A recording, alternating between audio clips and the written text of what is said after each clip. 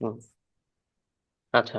আমরা যদি আমরা ধরেন আমরা রিয়েক্ট শিখতে চাচ্ছি, এখন রিয়েক্টর আমরা কি কি দেখব সেটার উপরে যদি আমরা একটা আইডিয়া নেই, যে রিয়েক্টের মধ্যে আপনার রিয়েক্ট সেট আপ, কেউ তো এখানে একজন শুনলাম যে রিয়েক্ট আগে কাজ করছে, রিয়েক্ট মান্থ স্ট্যাকে কাজ করছে। আচ্ছা, তো রিয়েক্ট জানার আগে আমাদের কিছু বেসিক জিনিস জানা লাগবে। সেগুলা কি কি, আমি যদি W3C স্কুল থেকে আমি যদি যাই, জাভাস্ক্রিপ্ট, আরেকটা আমি হচ্ছে নোট নিচ্ছি। আমি কয়েকটা জিনিস এখানে বলবো, সেই মেথড গুলো আপনারা একটু ভালোভাবে দেখে নেবেন। ওরে বাবা, কত কিছু! আচ্ছা, প্রথমে আমাদের হচ্ছে জাভাস্ক্রিপ্ট জানার আগে আমাদের ম্যাপ মেথডটাকে ভালো করে দেখতে হবে।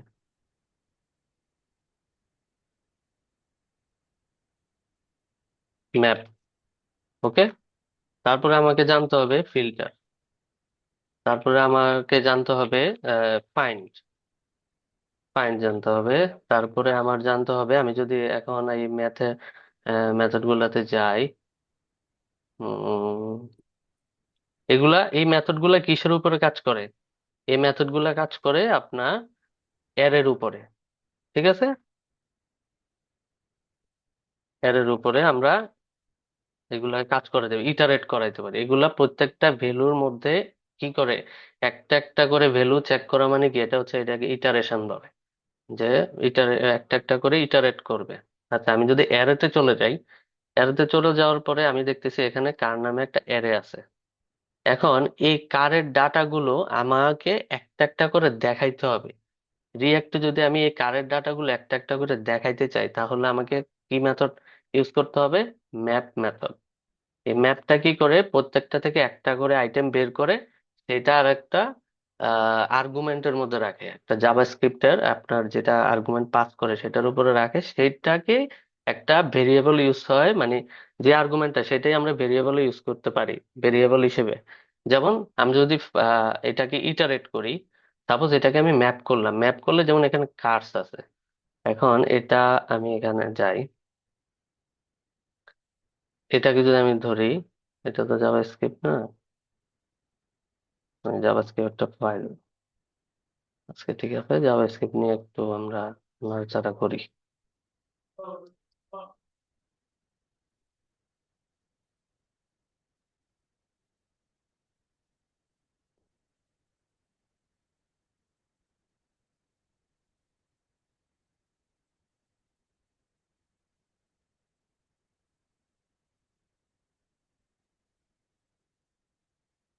ওকে।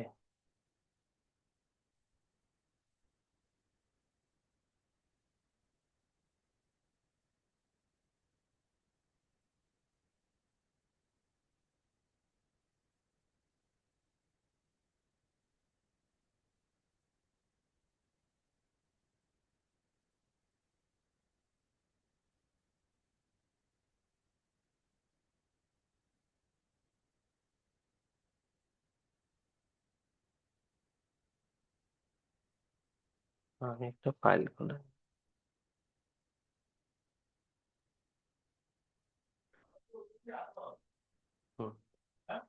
ওকে। সাপোজ আমার এখানে আমি একটা জাভাস্ক্রিপ্ট কিনিলাম। আচ্ছা, বলেন তো এটাকে জাভাস্ক্রিপ্টের কি বলে? এটা এটা জাভাস্ক্রিপ্টের কি? অ্যারে বলে ভাইয়া। Array array. অ্যারে চিহ্ন। আর এটা অবজেক্ট। অবজেক্ট। তাহলে আমরা এর মধ্যে কয়টা আমরা আমাদের ডাটা টাইপ নিতে পারি? কি কি ডাটা টাইপ থাকতে পারে? স্ট্রিং থাকতে পারে, হুম, বুলিয়ান থাকতে পারে। বুলিয়ান কি হয়?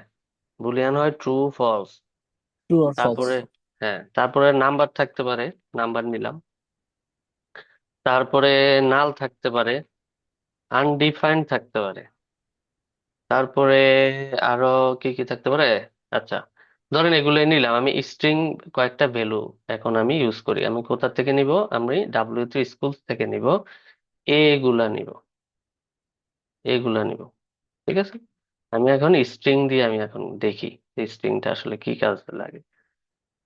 তাহলে আমার এখানে এর এর মধ্যে আমি কি করলাম, এটা হচ্ছে আমার প্রথম ভ্যালু, দ্বিতীয় ভ্যালু, তৃতীয় ভ্যালু, কিন্তু এগুলাকে আমরা বলবো এক একটা ইন্ডেক্স। তাহলে এটা কোন পজিশনে আছে এর এর? মানে এর এর আপনার ভ্যালু শুরু হয় জিরো ইন্ডেক্স থেকে, নট ওয়ান। ঠিক আছে, তাহলে আমার এটার ইন্ডেক্স নাম্বার কত? জিরো। এটার ইন্ডেক্স নাম্বার কত? ওয়ান। এটা হচ্ছে টু। আমরা যদি এখানে আরেকটা ভ্যালু বসাই তাহলে এটার ইন্ডেক্স নাম্বার কত হবে? Zero, one, two, three. Okay, এখন আমি কি করব, এটাকে একটা কি করব, একটা ভেরিয়েবলে রাখবো। যেমন আমার কার ভেরিয়েবল দিলাম। এখন এই ভেরিয়েবলটা যে আমি রাখলাম, এখানে দেখেন আমি কনস্ট ইউজ করছি। আমি তো এখানে লেট ইউজ করতে পারতাম, আমি তো এখানে ভার ইউজ করতে পারতাম, রাইট? তাহলে এই যে ভারের কাজ কি, লেটের কাজ কি, কনস্টের কাজ কি? কেউ বলেন তো, শুনি। এখানে ভাইয়া ভারটা হচ্ছে 2016 সালে ES6 আবিষ্কার হওয়ার আগে, তখন var হুম, দিয়ে সবাই সবকিছু ডিক্লারেশন করতাম আমরা। হুম, ES6 এ এসে আমরা লেট আর কনস্ট ডিক্লেয়ার করি। কনস্ট মানে যেটা ভ্যালুটা চেঞ্জ করা যাবে, বাট কনস্ট সরি লেট দিয়ে যেটা করবো ওটা চেঞ্জ করা যাবে ভ্যালুটা, আর কনস্ট হুম। দিয়ে ডিক্লেয়ার করবো যেটা সেটা চেঞ্জ করা যাবে না। যাবে না, এটা কনস্ট্যান্ট থাকবে, এটা কনস্ট্যান্ট থাকবে, এটাকে জি। আমরা চেঞ্জ করতে পারবো না। তাহলে এখন আমি যদি ধরি যে আমার আহ, এখানে আমরা কি করতে পারি, প্রত্যেকটা ভ্যালুকে আমি আলাদা করে নিব। তাহলে আমাকে কি করতে হবে? আচ্ছা, লেট আমি কনস্ট লুপ দিয়ে চালাতে দেখলাম। হবে। হ্যাঁ, তাহলে লুপ চালু, তাহলে আমরা আমরা ফর লুপ দিয়ে করতে পারি, কিন্তু এটার সবচেয়ে ইজি সলিউশন মানে একটা ম্যাপ দিয়ে, যেটা আমরা রিয়েক্টে বেশিরভাগ ম্যাপ দিয়ে আমরা ইটারেট করি যে কোনো ডাটাকে। এখন জি। আমরা রিয়েক্টের মধ্যে আমরা আমাদের হচ্ছে কারের আমাদের একটা ওয়েবসাইট আছে। এখন এগুলো হচ্ছে আমাদের কার্সের ক্যাটাগরি। তাহলে এই ক্যাটাগরিতে আমাকে বললো এই ক্যাটাগরি গুলো তুমি লিস্ট আকারে প্রিন্ট করো। তাহলে তো আমাকে আমার ডাটা ডাটা স্ট্রাকচার আছে কি এটা, এই প্যাটার্নে, কিন্তু আমাকে তো এগুলো সিঙ্গেল ভ্যালুতে ফাইন্ড করতে হবে। তাহলে আমাকে কি করতে হবে, এখানে কার্স ডট ম্যাপ। তাহলে আমরা পাচ্ছি কি, একটা করে কার। এই একটা করে কার যদি পাই, তাহলে আমরা যদি এটা একটু কনসোল করি কারকে,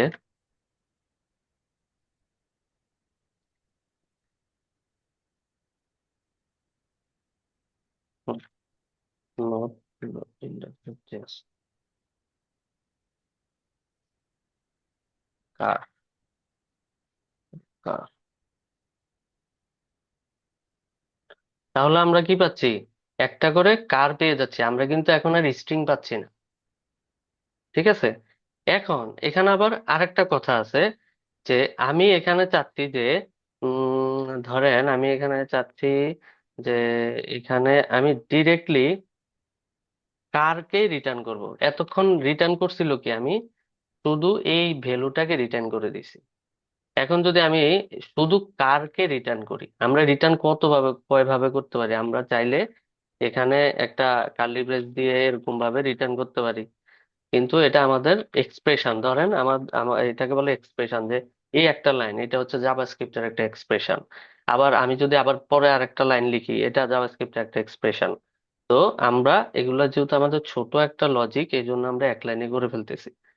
তো এখন জাভাস্ক্রিপ্টে আবার ম্যাপ ফাংশনটা কি করে, ম্যাপ ফাংশন আপনি যদি ডিরেক্টলি ভ্যালুটাকে প্রিন্ট করেন তখন সে আপনাকে ভ্যালু দিবে, কিন্তু সেই ভ্যালুটাকে যদি আপনি আরেকটা ভেরিয়েবলের মধ্যে রাখেন, সেটা কিন্তু আবার আপনাকে অ্যারেই দিবে। কিভাবে? আমি আমি যেটা বলতে চাইছি সেটা হচ্ছে কি, যেমন কারকেই আমি বের করে আবার কারকেই রিটার্ন করলাম।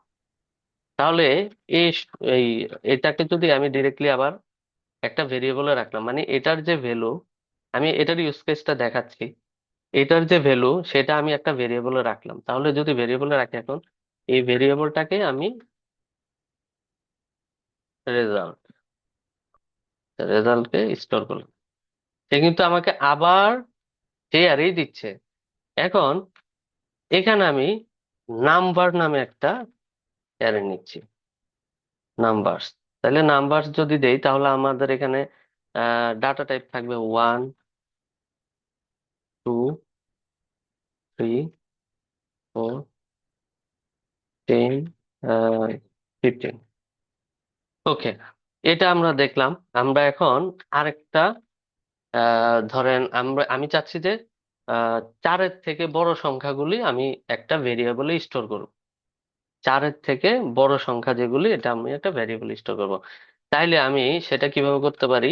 যেমন নাম্বারস ডট ম্যাপ, মানে এটা আমি ফিল্টার দিয়েও করতে পারি, কিন্তু আমি ইয়ে দিয়ে দেখাচ্ছি।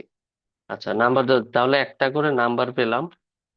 এখন আমি বলতে পারি এই নাম্বার যদি কত 10 থেকে বড় হয়, সেটা একটা হচ্ছে আমি ভ্যালুটাকেই পাচ্ছি শুধু, আরেকটা হচ্ছে না, আমি সেই ভ্যালুটাকে আবার আরেকটা অ্যারেতে রাখতেছি। তখন আমরা কি করব, এই ম্যাপ মেথডটা ইউজ করে যেটা রিটার্ন হচ্ছে সেটা আবার আরেকটা ভেরিয়েবল স্টোর করব। তাহলে এটা হচ্ছে এটার নাম নাম্বার রেজাল্ট। তাহলে এখন আমি যদি এটাকে কনসোল করি, নাম্বার রেজাল্ট, দেখি কি দেয়। তাহলে এগুলো সবগুলো ফলস আসতেছে। কেন ফলস আসতেছে? তাহলে 10-এর থেকে এই নাম্বার গুলো হচ্ছে, এই নাম্বার গুলো সবগুলো আসছে, আসার পরে নাম্বার গুলো প্রিন্ট করি।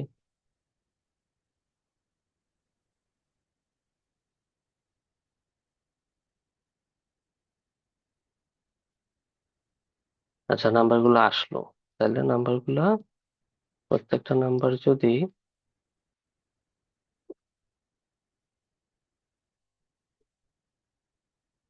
10-এর থেকে বড় হয়, তাহলে লাস্ট নাম্বারটা হচ্ছে পাইছে। তাহলে এখানে তাহলে এখানে দা ফাইন্ড, ফাইন্ড মেথড ইউজ করি, সেম। আচ্ছা, হম, এটা ফিল্টার করতে হবে। Sorry,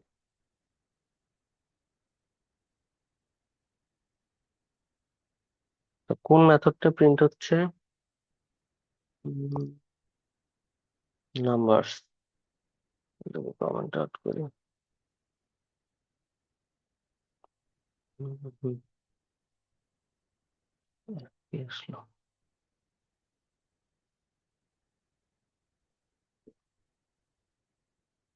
প্রত্যেকটা নাম্বার প্রিন্ট হয়েছে, প্রত্যেকটা নাম্বার প্রিন্ট করে।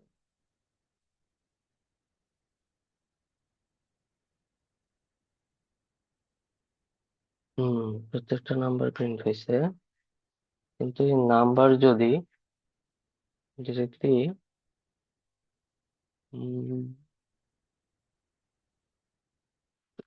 লিখতে আসার কথা।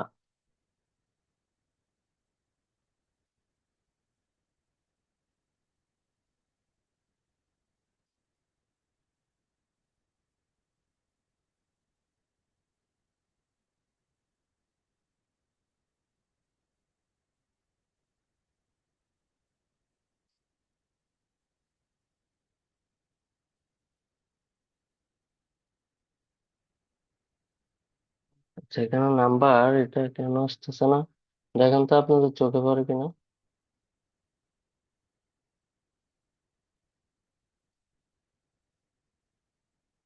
আছেন?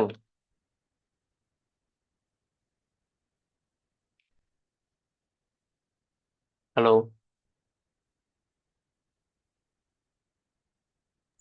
জি ভাইয়া। হুম, এখন এটা এটা কেন আসতেছে না বলেন তো একটু। এই যে আমি চাচ্ছি যে আমার এখানে যে নাম্বারগুলো আসতেছে, এগুলোর কিন্তু ডাটা টাইপই হচ্ছে নাম্বার।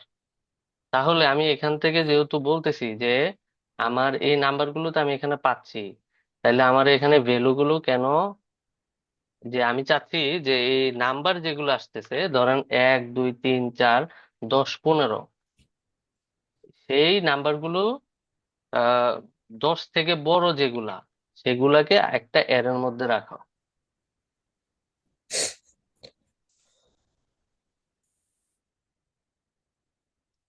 Sorry, array. এটা কিন্তু একটা প্রবলেম সলভিং এর একটা বিষয়। তাহলে আমি স্টোরিং অ্যারে, এখন এটা কেন আমাকে ট্রু ফলস ফলস ফলস এগুলা রিটার্ন দিচ্ছে, শেষেরটা শুধু ট্রু রিটার্ন দিচ্ছে? কারণ হচ্ছে সে এখানে আপনার ট্রুথি ভ্যালু ফলসি ভ্যালু এই দুইটাকে ফলো করে।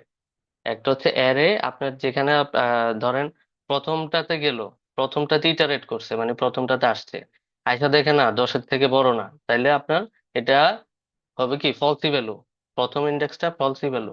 এর পরেরটাতে আসছে তখন আবার কি পরেরটাও কিন্তু 10 থেকে বড় না, তাহলে আবার এটাও ফলসি ভ্যালু। এরকম করতে করতে একটা একটা করে এসে সে হচ্ছে কি ট্রুথি ভ্যালু দিছে, সেটা হচ্ছে 15, যেটা 10 থেকে বড়। এখন যদি আমি 9 থেকে বড় দিই, তাহলে দেখেন এই যে দুইটাই ট্রুথি ভ্যালু।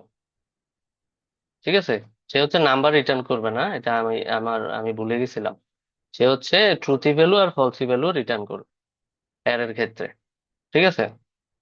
আর এখানে আরেকটা জিনিস হচ্ছে, আমি এখানে এর কিছু মেথড, আপনারা এটাকে খুব ভালোভাবে আয়ত্ত করতে হবে। আচ্ছা, এবার এর মধ্যে এখন ধরেন এখানে আমি আমার এটাকে বাদ দিলাম, এখানে আমি আবার আরেকটা ভ্যালু অ্যাড করতে চাইতেছি। এই যে এখানে দেখেন আপনার এই যে এর কোন কত নাম্বার ইন্ডেক্সে, ধরেন আমার 1 হচ্ছে 0 নাম্বার ইন্ডেক্স, তাহলে 0 নাম্বার ইন্ডেক্সের মধ্যে আমার কি আছে, নাম্বার আছে 1। এখন আমি যদি এটাকে ধরেন আমি এটার এই নাম্বারসের 0 নাম্বার ইন্ডেক্সের মধ্যে আমি ঢুকে দিলাম 100, তাহলে আমি এখানে যদি নাম্বারসকে লক করি, তাহলে আমার কি আসবে, আমার ওয়ানটা, আমার এটা রিপ্লেস হয়ে গেছে। ঠিক আছে, আমরা এভাবে ইন্ডেক্স ধরে ধরে আমরা করতে পারি, ভ্যালু গুলাকে চেঞ্জ করতে পারি, আবার পুশও করতে পারি। আচ্ছা, পুশটা আমরা আরো পরে আসবে। আচ্ছা, এরপরে আমরা অ্যারেকে তো আমরা এভাবে ডিরেক্টলি ডিক্লেয়ার করলাম, আবার অ্যারেকে কিন্তু আবার অন্যভাবেও ডিক্লেয়ার করা যায়। কিভাবে? এইভাবে, এই যে অ্যারে, বা প্রথমে কনস্ট, তারপর একটা ভেরিয়েবল। এই ভেরিয়েবলের মধ্যে নিউ কিওয়ার্ডটা কোত্থেকে আসলো? নিউ কিওয়ার্ডটা আসতেছে আমাদের জাভাস্ক্রিপ্টের কনস্ট্রাকশন ফাংশন থেকে, কনস্ট্রাকশন। ঠিক আছে, ক্লাস বেসড যে আমরা ফাংশন ইউজ করতাম, যে এরকম যে ক্লাস দিয়ে ধরেন একটা কার্স দিলাম, তাহলে এই যে এই ধরনের জিনিসগুলা আপনার যদি ইউজ করতে হয় তখন আগে দিয়ে নিউ কিওয়ার্ডটা ইউজ করতে হয়। সো এভাবে আমরা অ্যারে ডিফাইন করতে পারি। আচ্ছা, এরপরে অ্যারের এই যে পপ আর পুশ, এটা দিয়েও কিন্তু আমরা আমরা যদি পুশ করি, সাপোজ এটার মধ্যে আমরা একটা ভ্যালু যদি পুশ করে দেই, যেমন নাম্বারস এর মধ্যে পুশ করলাম কি, পুশে যাই, ধরেন এই যে এই নামটা পুশ করলাম, পুশ করার পরে এই নাম্বারসটাকে আবার এখানে কনসোল করি, নাম্বারসটাকে কনসোল করি, এই যে দেখেন শেষে। আর এটা হচ্ছে আমার পুশের বিষয়, আপনার কাজ যে ইন্ডেক্সের একদম লেন্থ চেক করবে। সে প্রথমে কি করবে, লেন্থ চেক করবে। যদি এখন আপনাকে জিজ্ঞাসা যে, কেউ যদি জিজ্ঞাসা করে যে আপনার অ্যারের লেন্থ কত, অ্যারের লেন্থ মানে কি বোঝায়, যে অ্যারেতে কয়টা ভ্যালু আছে, তাহলে আমাদের এটা লেন্থ চেক করবে। সে একদম শেষের যে ভ্যালুটা সেটাকে ধরো হচ্ছে -1। আপনি এটাকে যদি আমি যখন লেন্থ চেক করতে যাবো তখন এটাকে ধরবে 0, এটা 1, তারপরে এটা 0, 1, 2, 3, 4, 5। কিন্তু যখন আপনি লেন্থ চেক করবেন তখন আপনি ধরেন বললেন যে না আমার শেষের ভ্যালুটা লাগবে, তখন -1 আপনি ওইভাবে ডিফাইন করে দিবেন। আচ্ছা, এখন আরেকটা বা আপনার মেথড আছে, সেটা হচ্ছে পপ। আমি যদি এটাকে পপ করি, তাহলে পুশ দিলাম, পুশ গেল কোথায়, আমার ভ্যালুটা শেষে। আচ্ছা, তো নাম্বার উঠে যাবে। আচ্ছা, এরপরে লেন্থ আগে বোঝাই। এখন এখানে কয়টা ভ্যালু আছে, এখানে কয়টা ভ্যালু আছে সেটা জানার জন্য আমাকে নাম্বারস ডট লেন্থ, ঠিক আছে, এটা আপনার হচ্ছে কনসোলে দিই।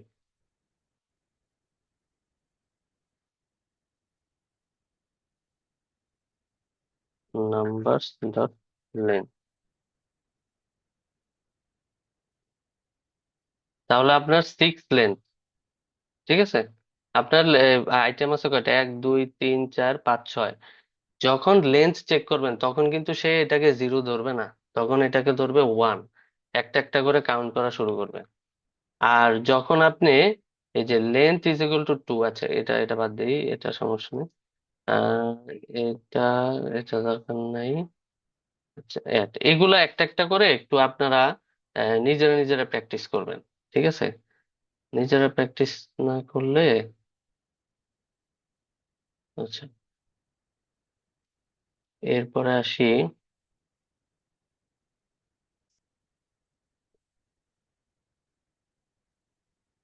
প্যারামিটারস। আচ্ছা, টু স্ট্রিং আপনারা বুঝবেন যে কোনো ভ্যালুকে যদি আমরা স্ট্রিং এ, ধরেন একটা নাম্বারকে স্ট্রিং করতে চাই, তখন আমি টু স্ট্রিং মেথডটা ইউজ করব। তারপরে এরপর হচ্ছে, আচ্ছা পপটা দেখি, পপ ফাংশন কি করে এটাকে দেখি।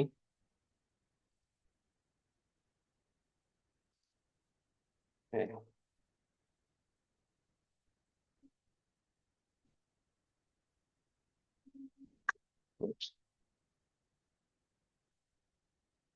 দেখেন, ব্যানানা, অরেঞ্জ আর অ্যাপেল, শেষেরটাকে বাদ দিয়ে দিল। এটা হচ্ছে আপনার আপনার এই রিয়েক্টের ক্ষেত্রে কিন্তু এই যে এরর এখানে যেগুলো যেগুলো আছে, আপনারা এগুলো এগুলো ভালো করে দেখবেন। যেমন লেন্থ মাস্ট বি লাগবে, যেমন আপনাদের হচ্ছে একটা প্রোডাক্ট পেজ বানাবেন, ই কমার্স সাইট বানাচ্ছেন, তখন আপনার এই আইটেমে কয়টা প্রোডাক্ট, এই ক্যাটাগরি কয়টা প্রোডাক্ট আছে সেগুলো চেক করার জন্য কিন্তু আপনার লেন্থ লাগবে। তারপরে স্ট্রিংটা লাগবে। তারপরে আপনার এই যে পপ পুশ অতটা হয় না, এগুলা অতটা বেশি ইউজ, স্প্লিট, স্প্লাইস, স্লাইস, হ্যাঁ, এগুলা এগুলা লাগবে, এগুলো আপনার ইনিশিয়ালি লাগবে। আচ্ছা, আমরা এর যে আপনার মেথডটা নিয়ে আজকে কাজ করলাম, সেটা হচ্ছে ম্যাপ নিয়ে, লেন্থ নিয়ে, আর পপ, আর হচ্ছে কি, ওই যে ইন্ডেক্স দিয়ে আমরা ভ্যালু বসালাম। এখন আমাদের একটা জিনিস আমরা আজকে দেখবো যে আমি এটা একটা, আমরা রিয়েক্ট কেন ইউজ করব, রিয়েক্ট ইউজ করার মানে আমাদের ইয়েটা কি, বেনিফিটটা কি। আমরা আমরা সবাই তো ডম এই নামটার সাথে পরিচিত না, এই যে DOM। জি ভাইয়া। আচ্ছা, ডমের ফুল ফর্মটা কি বলতে পারবেন? Document object model. Document object model. এখন আমাদের ধরেন রিয়াক্ট কেন আসতেছে, রিয়াক্ট আসার কারণ হচ্ছে আমাদের মানে এক্সিস্টিং যে সিস্টেমটা চলে, সেটা কিভাবে চলে, ব্রাউজারের মধ্যে চলে। যেমন আমরা HTML আর CSS দিয়ে আমরা একটা ওয়েবসাইট ডিজাইন করব। এখন ওয়েবসাইট ডিজাইন যদি আমি করতে যাই, সেই ক্ষেত্রে আমাকে কি করতে হবে, HTML কোড লিখতে হবে, প্লাস হচ্ছে স্টাইল করার জন্য আমার CSS কোড লিখতে হবে। এখন HTML কোড লিখলাম, সেই HTML কোডটা কি করে ব্রাউজার একটা HTML পার্সারের কাছে পাঠায়। হুম, সেই HTML পার্সারটা কি করে, একটা ডমের ট্রি বানায়, একটা ডম ট্রি বানায়, সেই ট্রিটাকে সে রাখে তার কাছে। তারপরে সিএসএস লিখলাম, তখন সে পাঠায় দেয় সেটা সিএসএস পার্সারের কাছে। HTML টা পাঠায় HTML পার্সার, সিএসএস পাঠায় সিএসএস পার্সারের কাছে। সেই সিএসএস পার্সার আবার চলে যায় কোথায়, স্টাইল রুলস, তার কিছু স্টাইলের কিছু রুলস থাকে। এই স্টাইল রুলসটা, এইচটিএমএল টা চলে যায় ডম ট্রি এর কাছে, সিএসএস টা চলে যায় সিএসএস ওএম এর কাছে। সেটা না, সেটা হচ্ছে সিএসএস অবজেক্ট মডেল। তাহলে একটা হচ্ছে ডকুমেন্ট অবজেক্ট মডেল, সেটা হচ্ছে এইচটিএমএল আমাকে কি দেয়, ডকুমেন্ট রেডি করার জন্য দেয়। আর সিএসএস আমাকে কি দেয়, সিএসএস এর তার এক্সট্রা একটা স্টাইল, ক্যাসকেডিং স্টাইল শিটের একটা অবজেক্ট মডেল আছে। সে দুইটাকে অ্যাটাচ করে তারপরে সে কি করে, রেন্ডার একটা, ধরেন একটা কি বলে, একটা জিনিস রেন্ডার করে, একটা ট্রি রেন্ডার করে। সে ট্রিটা কি করে, একটা লেআউট ক্রিয়েট করে। এই লেআউটটা মানে কি, আমাদের এই স্ক্রিনটা কি এক্স এক্সিস আর হচ্ছে ওয়াই এক্সিস আছে না, সেটাতে সে তৈরি করে, সেটাকে বলা হচ্ছে কি লেআউট। ওকে। এখন এই লেআউটটা, এখন এই যে যে ট্রিটা তৈরি করলো, এই ট্রিটার থেকে সে কি করলে পেন্টিং শুরু করে দেয়। মানে পেন্টিং মানে আমাদের এই দুইটার অ্যাটাচমেন্টে ডকুমেন্ট আর হচ্ছে সিএসএস দুইটা মিলে সে যেটাকে আউটপুট পাচ্ছে সেটা পেন্ট করা শুরু করে, যে কোথায় কি কালার দিছি সেটা করা শুরু করে। তারপরে কি করে, তারপরে ডিসপ্লে করে দেয়। তারপরে কাজ কি, ডিসপ্লে করে দেওয়া। এই ফ্লোটা বুঝছেন, মানে আমাদের বর্তমান যে ওয়েবসাইট গুলো কিভাবে কাজ করে, এই প্রসেসে কাজ করে। এখন কথা হচ্ছে যে আমি সাপোজ আমার একটা ওয়েবসাইটের মধ্যে আমি যে কোনো একটা জায়গায় কিছু একটা চেঞ্জ করলাম। ধরেন এখানে আমি একটা, আমার আমার ওয়েবসাইটটা আমি ধরে নিলাম যে এই প্রসেসে বানানো। তাহলে আমি কি করলাম, ড্যাশবোর্ড থেকে এখানে এই নামটা চেঞ্জ করে দিলাম, ধরুন নোটকে নোটস করে দিলাম। তখন সে কি করবে, আবার সে শুরু থেকে এই ফ্লো থেকে আবার সবগুলা প্রসেস শুরু করবে। দ্যাটস ওয়াই কিছু কিছু ম্যাক্সিমাম ওয়েবসাইট হচ্ছে এরকম স্লো।